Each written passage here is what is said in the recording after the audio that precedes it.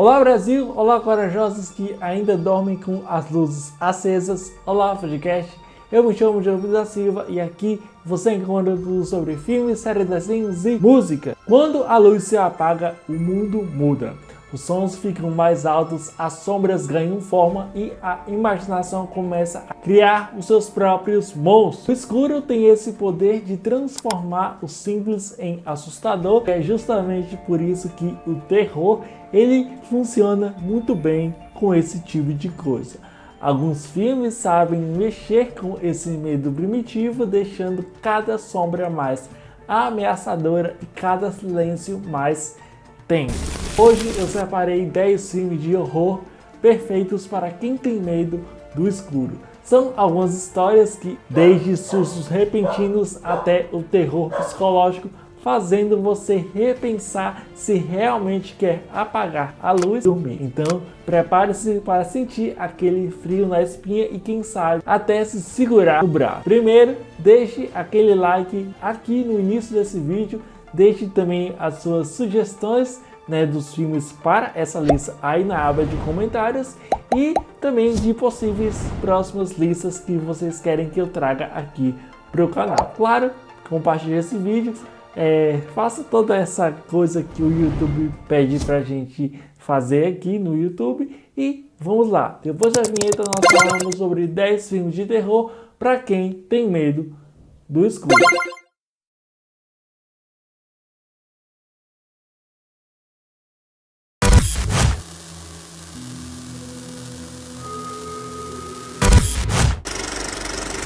Quando as Luzes se Apagam, de 2016, é um filme de terror norte-americano, aqui do subgênero de terror sobrenatural, que é dirigido por David F. Sandberg e escrito por Ann Sater e produzido por James Wan, e que, por sinal, é baseado em um premiado curta-metragem de mesmo nome do próprio diretor, que é o David F. Sandberg, que é Lights Out, de 2013, ou também Quando as Luzes se Apagam, que para mim é um belíssimo filme de terror, no caso, tanto o longa, tanto o curta. A história ela é muito simples. Uma família é atormentada por uma presença misteriosa que só aparece quando a luz se apaga.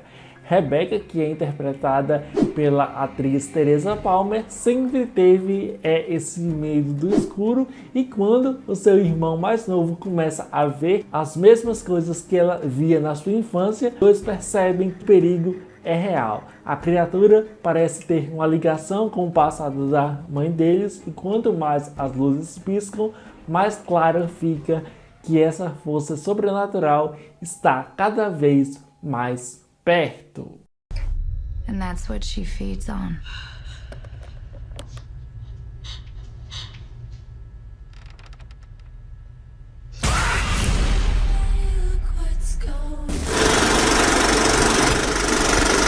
Eu já comentei sobre esse filme no Halloween do ano passado e, embora ele não seja um dos mais marcantes filmes de terror de todos os tempos, ele não é uma referência, eu particularmente me envolvo muito facilmente com esse tipo de filme. Se por um lado ele aparenta ter clichêzão utilizando técnicas fáceis do cinema de terror, o cineasta, o David F. Sandberg, ele constrói uma ambientação que você, quando é fisgado ali, quando você é tocado pela narrativa, você já está muito imerso nessa ideia do filme. E claro, as atuações elas são ótimas, a direção de arte ela conversa muito bem com o tema do filme, com o que esse filme ele representa para o cinema do terror atual. Um filme muito interessante.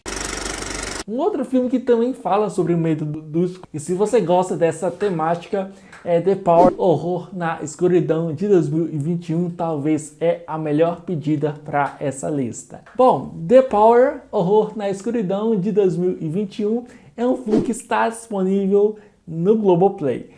O filme ele se passa em Londres, ali em 1974, quando o país enfrenta uma crise energética que leva a apagões planejados. É aí que conhecemos a nossa protagonista, que é uma jovem enfermeira estagiária chamada Val, que é interpretada brilhantemente por Rose Williams, que ela chega para trabalhar no turno da noite do decadente hospital East London Royal Infirmary, que está sempre quase vazio porque muitos pacientes e o pessoal foram transferidos devido a essa crise do longa. Sozinha no hospital, no escuro, ela vai se deparar com a presença malévola que se alimenta da escuridão e, além disso, ela terá que enfrentar os seus próprios traumas do passado.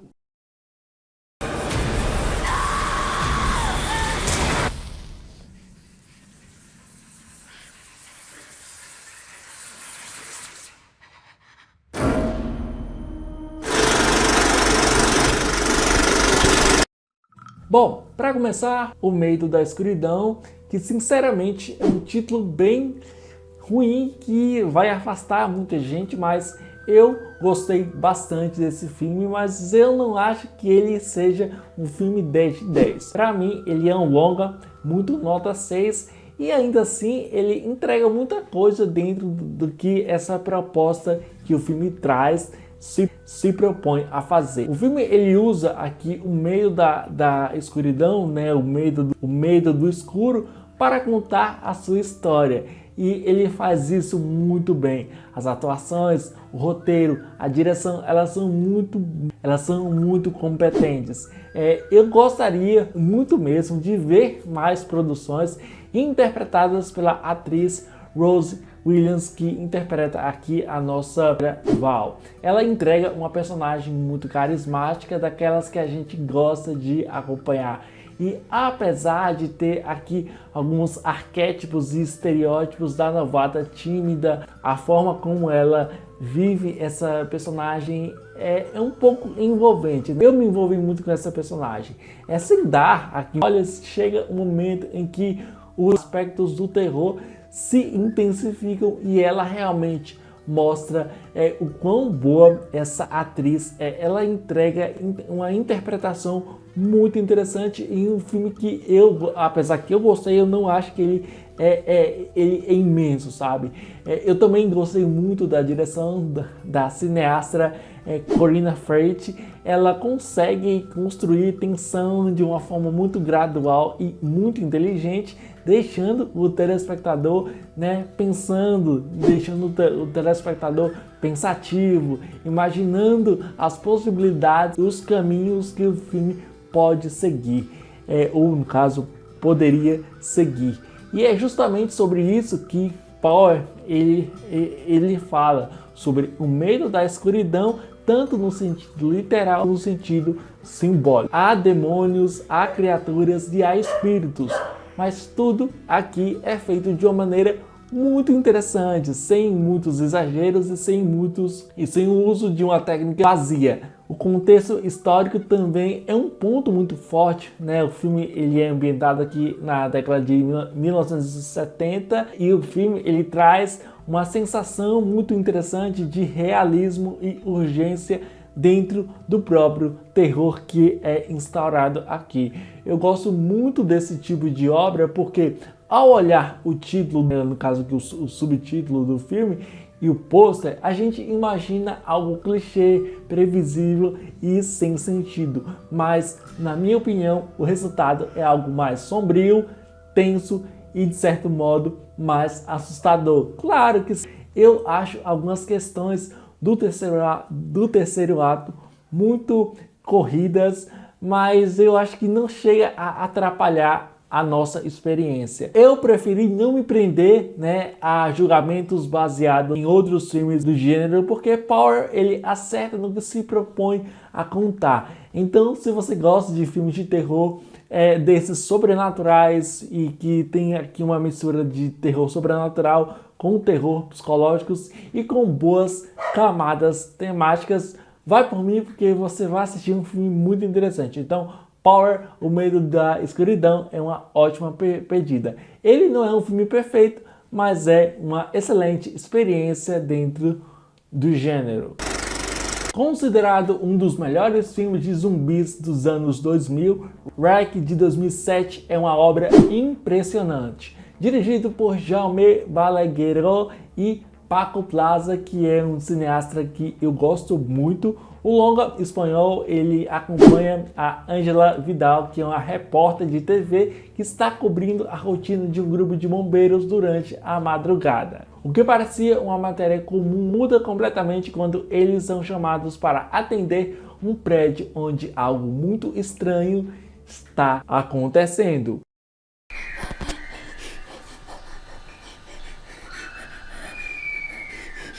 Vamos a salir de aquí por mis cojones.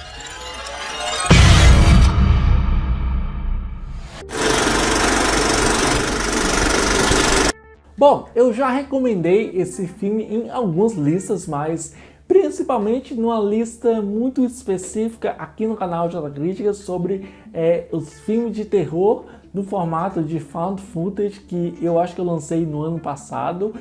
Eu gosto muito do que REC traz aqui. Eu não conheço toda a franquia, parece que são 5 ou 6 filmes e ainda tem as spin-offs, ou não, né? Não sei, né? Mas Balagueró e Paco Plaza oferecem ideias muito bem utilizáveis aqui. A ideia da reportagem, o estilo de filmagem, a cor mais saturada e o escuro tomando conta em grande parte das cenas do filme é o que faz esse longa se destacar muito aqui. A atuação da Manuela Velasco é muito boa, ela consegue lhe fazer repensar sobre várias coisas que a sua personagem vai construindo ao decorrer da narrativa. REC faz o espectador se sentir muito dentro do caos que está sendo contado. Ele é um tipo de filme de terror muito cru, sufocante e sem dar espaço para respirar. É um tipo de filme, né? É um verdadeiro pesadelo filmado de perto. E quanto mais o tempo vai passando, mais o medo toma conta da tela. E eu indico esse filme aqui principalmente porque ele inteiramente ele se passa muito no escuro, né? Claro que tem luzes, mas ele se passa à noite. E eu acho que isso combina muito com a vibe dessa lista. Então assista. Amazon Prime Video.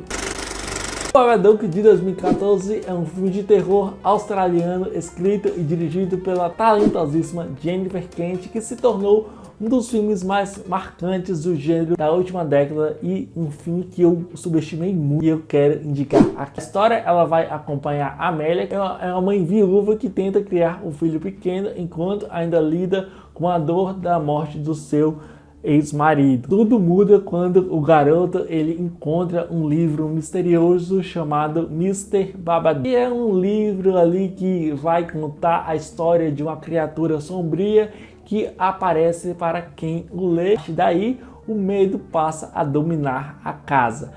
O que começa com um simples susto infantil, logo se transforma em algo muito mais profundo e assustador. I'm sick, Sam. I need help.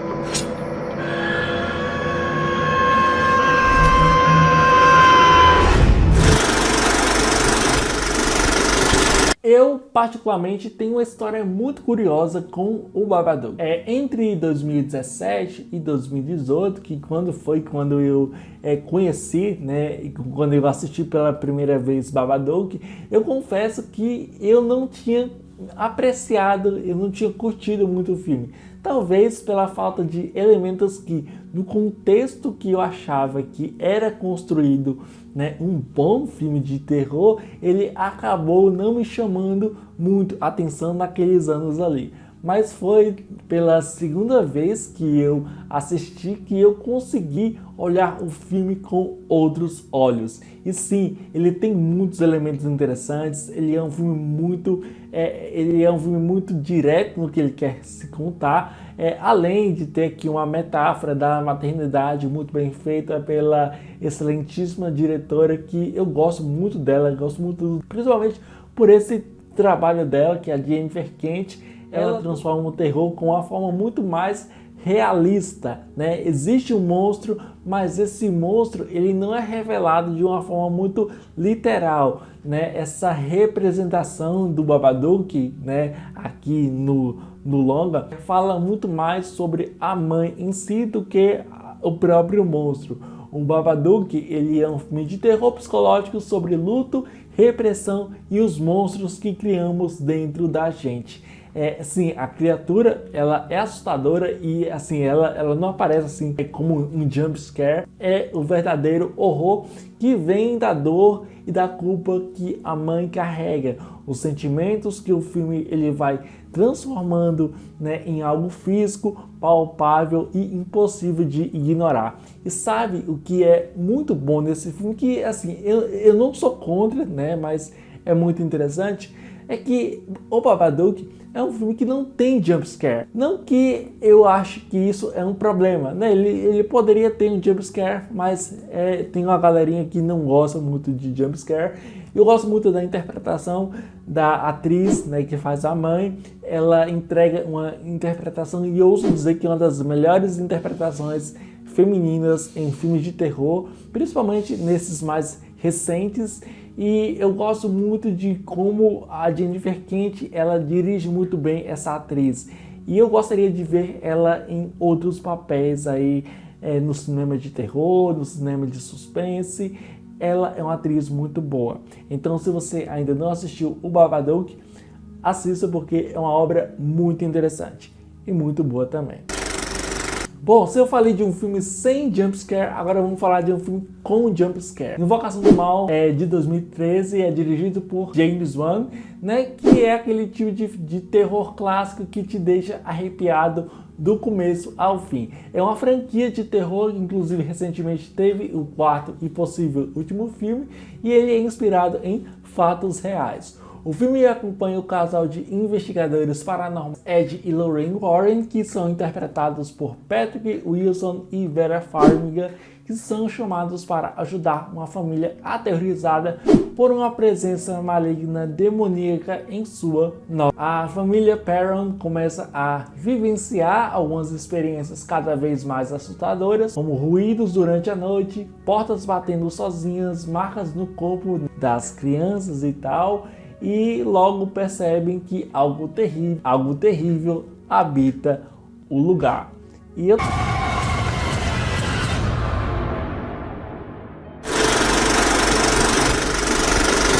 Bom, se Babadook traz uma abordagem menos clichê possível, aqui em Invocação do Mal, né, o primeiro filme dessa franquia, o cineasta James Wan utiliza muito bem os seus clichês para contar a sua história.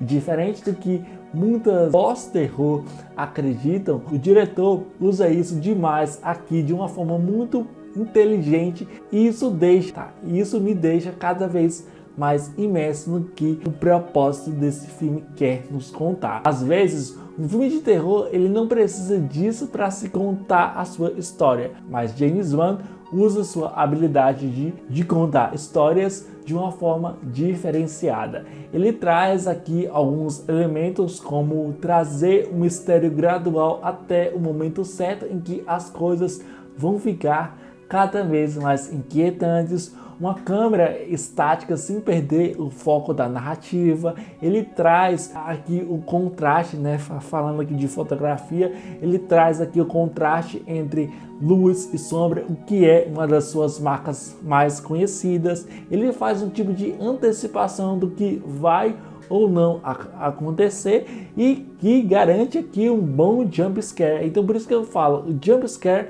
não é o problema, é como ele é usado. E assim, esse é um tipo de filme que faz você pensar duas vezes antes de dormir com a luz apagada.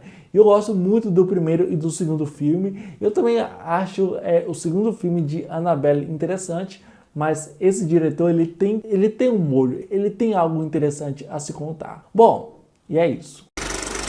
Um outro filme que eu queria recomendar para vocês é O Ritual, de 2017, que é dirigido por David Bruckner, que é um filme de terror psicológico e sobrenatural que mistura aqui sobrevivência, culpa e folclore nórdico, e também ele é do subgênero do terror, que é o folk horror.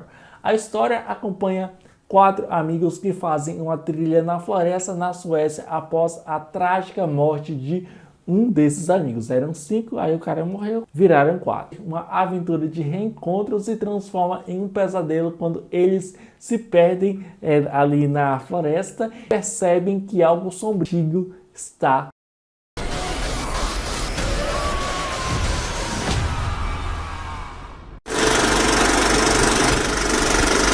Existem muitos elementos primordiais que fazem o Ritual do diretor David Bruckner ser aquela obra-prima que todos nós gostamos de assistir. Ele não é um clássico, ele não se tornou um clássico, mas eu gosto muito desse filme. Traz muitas ideias sobre traumas e lutos e como esses mesmos podem ser tão assustador, né? Até mais do que filmes de monstros, filmes de criaturas, né? Criadas pelas nossas cabeças. Se você já assistiu, né, esse filme, ou se você já assistiu algum filme semelhante a esse, você deve saber que não é apenas um filme, né, que se passa em uma floresta local. Eu gosto muito desse tipo de filme porque ele elabora ideias muito boas. Primeiro de tudo, ele abraça o oculto de uma forma muito brilhante, né? Existe até uma explicação aqui, mas eu acho que ela não é totalmente clara. Que bom, né, que ela não é totalmente clara, né? O David Bruckner, ele sabe dosar muito bem o suspense, né? Os momentos de calma são tão tensos quanto os de ação, fazendo com que cada susto, cada aparição fantasmagórica ou cada aparição, né, dos monstros seja mais... Ele não apressa os acontecimentos, mas mantém o espectador refletindo e o espectador imerso, né? Ele desprepara o que vai ou não nos amedrontar. Ele traz aqui uma certa rivalidade entre os amigos ali, né, diante, né, do trauma de um deles, e um deles, inclusive, vai lembrar durante todo o filme sobre esse trágico. A criatura, ela é inspirada em lendas nórdicas, não apenas de uma forma visualmente assustadora, mas também ela representa o medo e os traumas internos dos personagens, elevando o terror para outro nível. É um ótimo filme de terror para quem gosta de sentir, né, essa sensação de medo do escuro. Ele é um filme que ele se passa inteiramente de dia, mas ele tem ali algumas cenas que se passam à noite. E é isso, assista. Eu acho que ele está disponível na Amazon Prime. Assistam.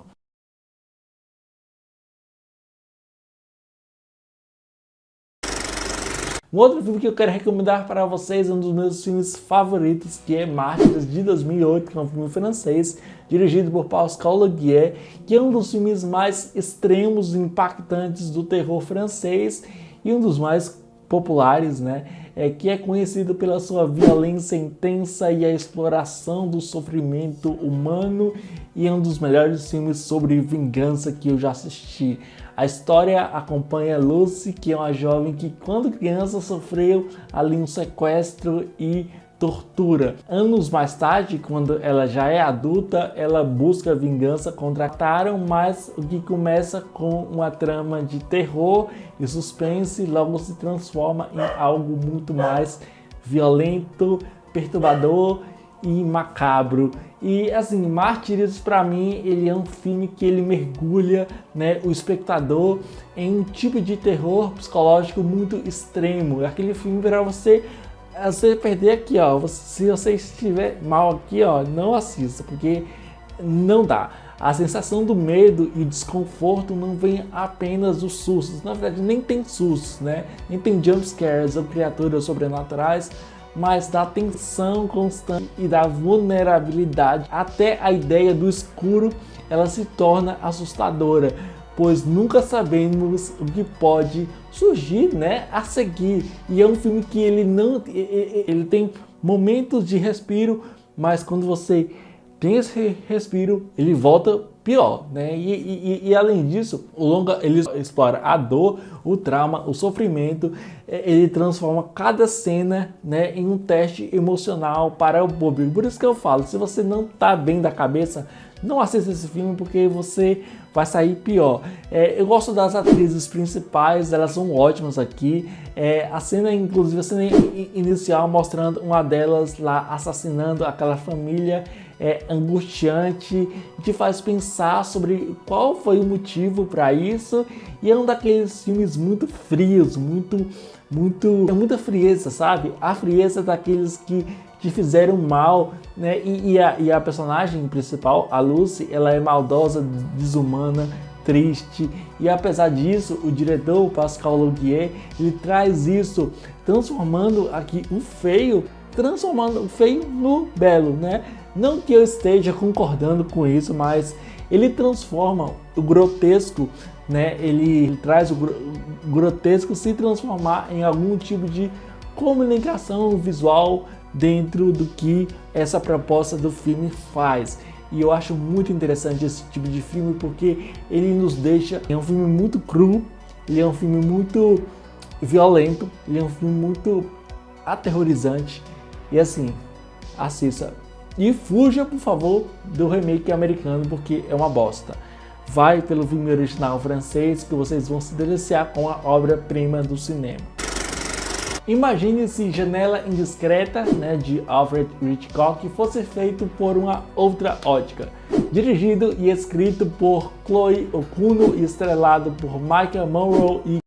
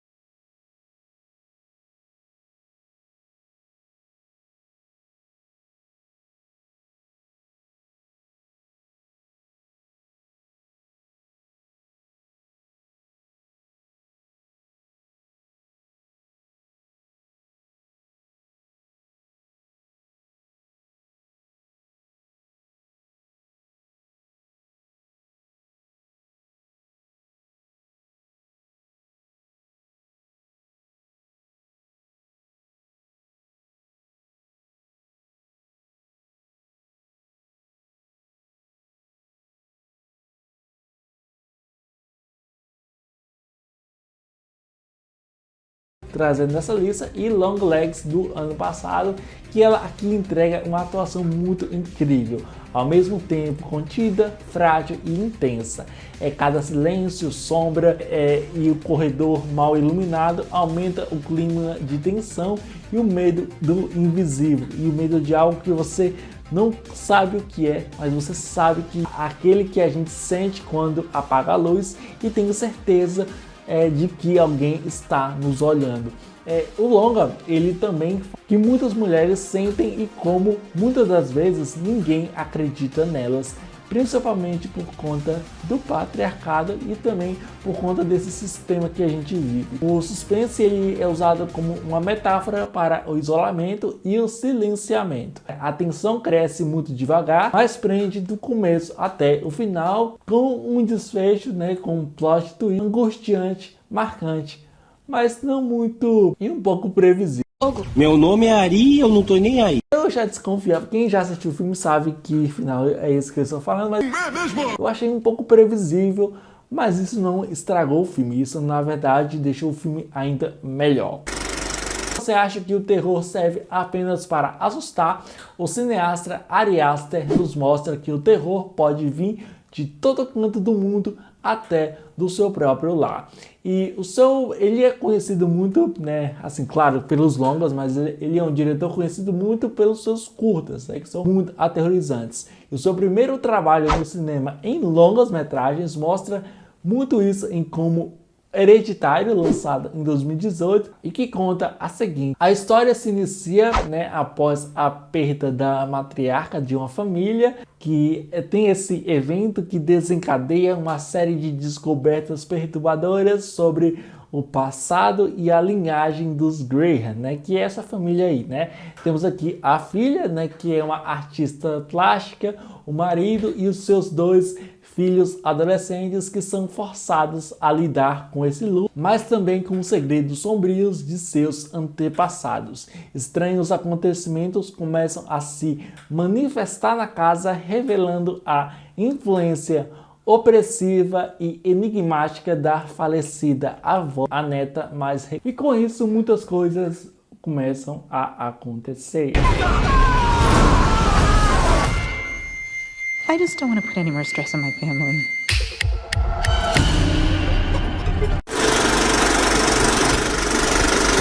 Bom, Hereditário, alguns anos atrás, ele foi colocado como o novo Exorcista.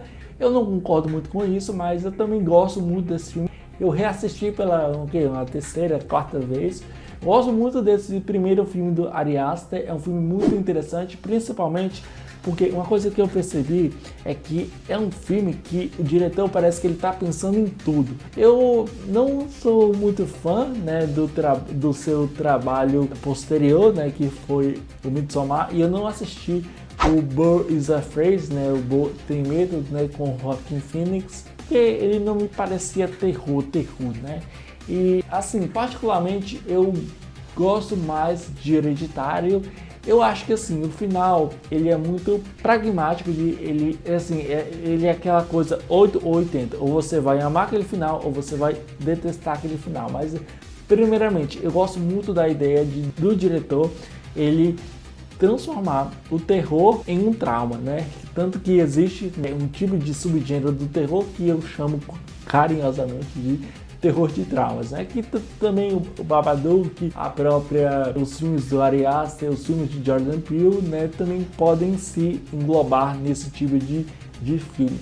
Mas aqui, primeiramente ele traz a morte, o luto e esse trauma que essa família vai sentir primeiro, né, diante da morte ali da matriarca. Depois você tem aquela cena clássica, né, da morte da neta, né? E assim, eu gosto muito da atriz que faz a neta. Ela é conhecida mais por conta desse filme, e é um tipo de filme assim que a primeira vez que você vai assistir, você vai tomar um susto, porque assim, são cenas realmente muito cruas, né? São cenas muito reais, são cenas que te deixam muito aterrorizado. E o diretor, ele assim como ele fez, né, no seu filme posterior, né, que é o Midsommar, ele utiliza objetos para contar a sua história. No caso aqui, ele percebe, não, a personagem da Toni Collette, ela é uma artista plástica.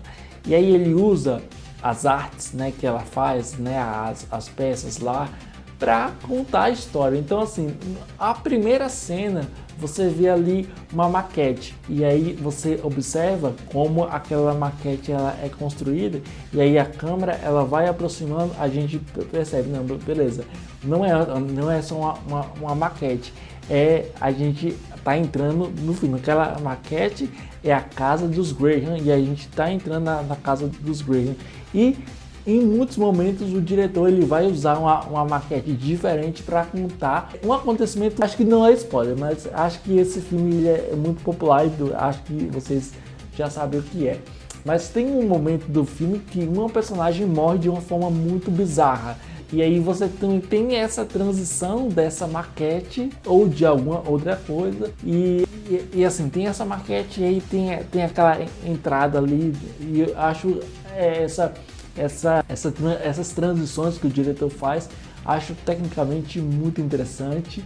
E assim, ele utiliza isso de uma forma muito bonita, porque é a mesma coisa que eu acho que o Pascal Laugier faz, né, no seu Mártires, né, que ele transforma, tem um filme muito pesado, mas ele traz muito o feio se transformar muito no belo. E grandes diretores de cinema, eles fazem isso, né, de transformar aquela coisa horrorosa se tornar uma comunicação visual.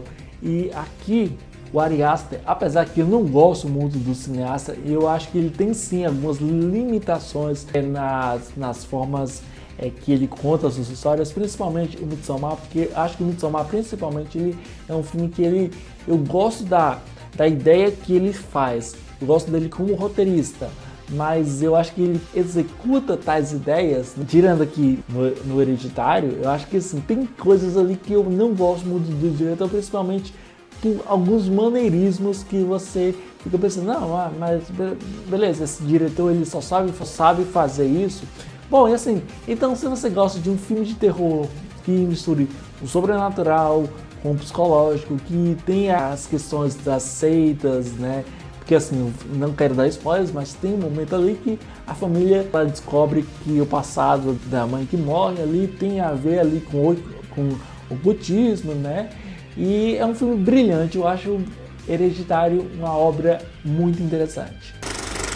Gravado inteiramente durante o isolamento social, temos aqui Rush, que é um filme que vai acompanhar um grupo de amigos que decide fazer uma sessão espírita via Zoom para se distrair durante a quarentena. Mas o que começa com uma brincadeira acaba despertando uma presença maligna real que passa a assombrar cada um deles dentro de suas próprias casas. E tudo enquanto, né, a chamada segue acontecendo em tempo real.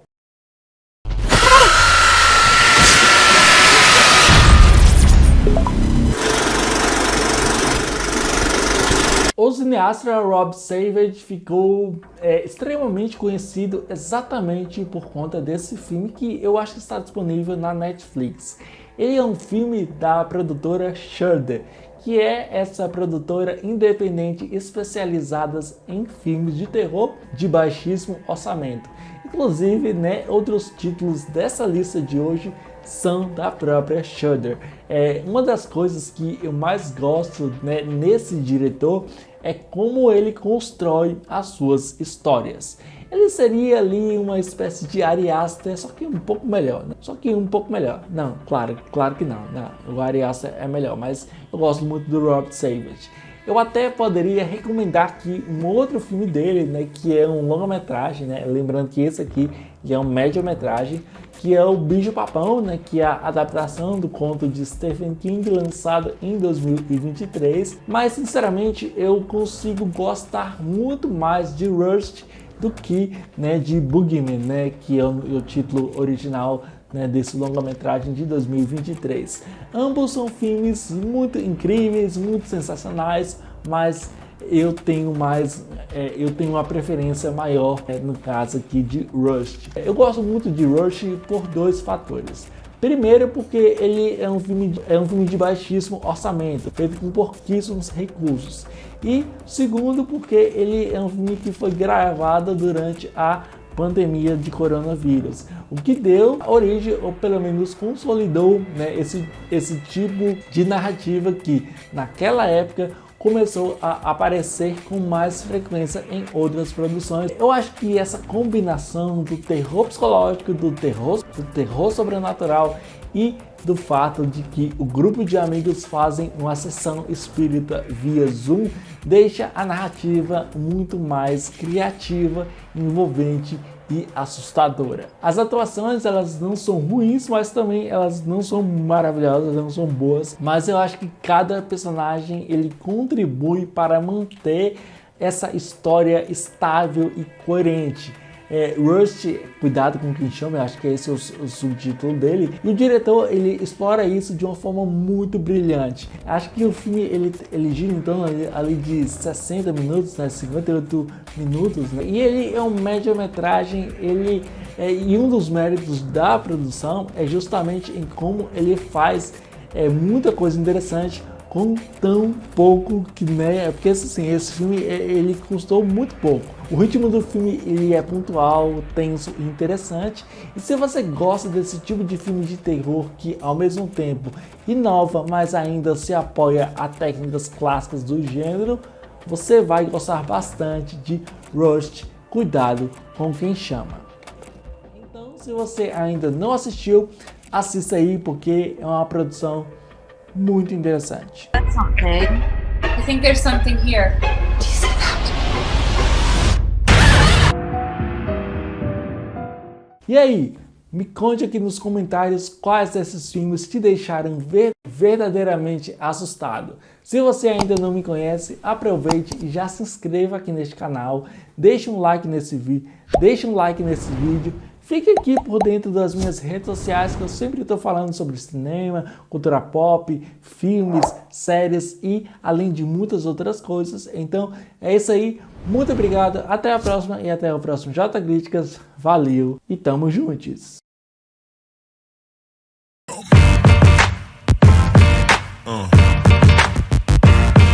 Yeah.